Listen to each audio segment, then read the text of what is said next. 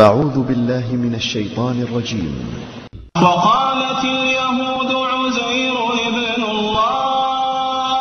وقالت النصارى المسيح ابن الله ذلك قولهم بأفواههم يضاهئون قول الذين كفروا من قبل قاتلهم الله أنى يؤفكون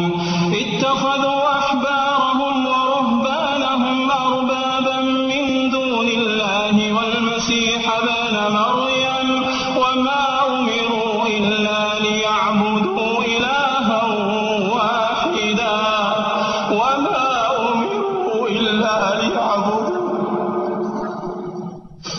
وما أمروا إلا ليعبدوا إلها واحدا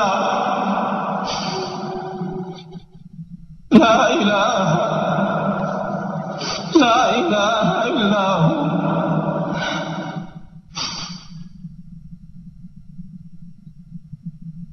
وما أمروا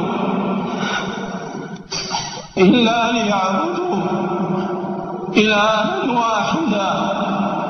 لا إله إلا هو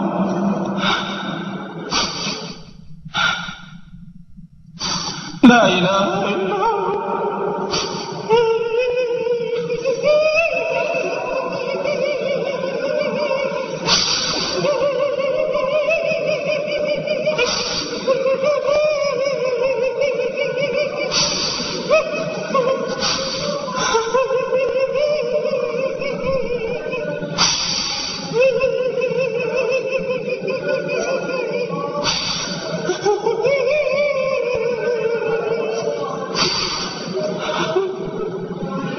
وما أمروا إلا ليعبدوا إلها واحدا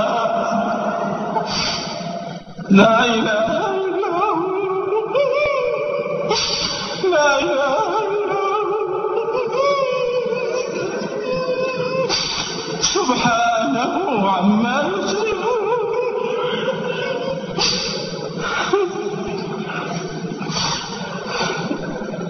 سبحانه وتعالى عما يشركون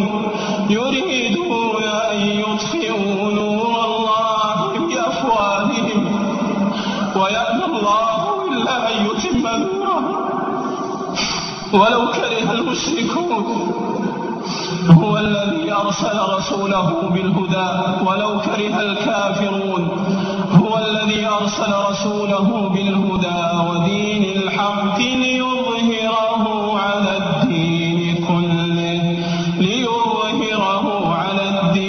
كله ولو كره المشركون.